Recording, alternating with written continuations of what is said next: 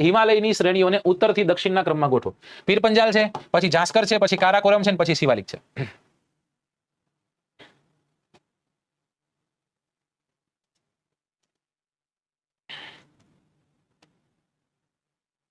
ચલો ફટાકથી જવાબ આપજો ભાઈ. વિધાનવાળા ક્વેશ્ચનમાં, જો વિધાનવાળા ક્વેશ્ચન તો હારામ હારા, કેમ કે એક બે આવડતા હોય ને તોય લગભગ તમે ઘણાના જવાબ કરી જતા હોય. રાઈટ. ચલો હવે જો દોસ્તો, આમાં આપણે પહેલા હું તમને બતાવી દઉં હિમાલય કઈ રીતના છે. હિમાલય અહીંયા બતાવી દઉં તમને.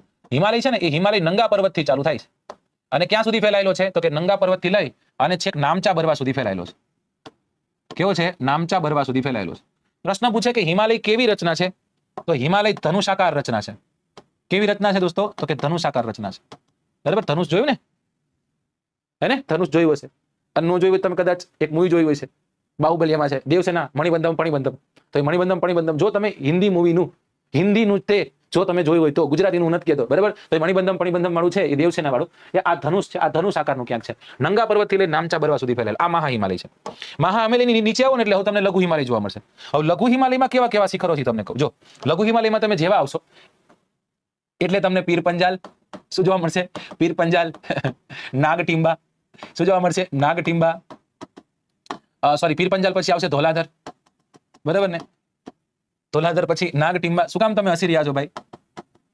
નાગટીંબા કોઈ સર્ચ ન કરતા પ્લીઝ, બરાબર. પછી તો કે મસૂરી, અને પછી આપણને જોવા મળશે છેલ્લે મહાભારત શ્રેણી. કઈ શ્રેણી? મહાભારત શ્રેણી, બરાબર ને? આવી શ્રેણીઓ ક્યાંક આપણને જોવા મળશે. પીર પંજાલ, ધોલાધર, નાગટીંબા, મસૂરી ને મહાભારત. ત્યાંથી તમે નીચે આવશો એટલે શું જોવા મળશે? ફરી એક વખત એક પર્વતમાળા જોવા મળશે જેનું નામ છે શિવાલિક, જે કેવી છે? સળંગ છે. આમ જઈને બધી ભેગી થઈ ગઈ. ઉપર આવશે ટ્રાન્સ હિમાલય.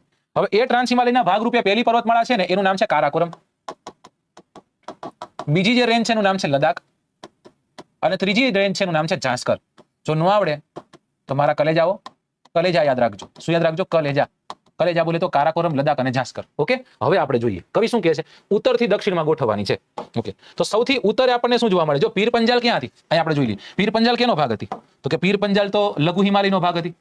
જાસ્કર શેનો ભાગ હતી?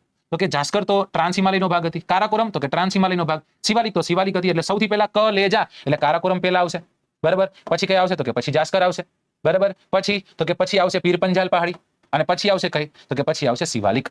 રાઈટ. છેલ્લે ચાર હોય એવું તો કે આ બધામાં ચાર છે, બરાબર. પછી ત્રીજું હોય એવું, ત્રીજું હોય એવું એક જ છે. 3, 2, 1 અને 4. અહીંયા સાચો જવાબ આવો ક્યાંક છે.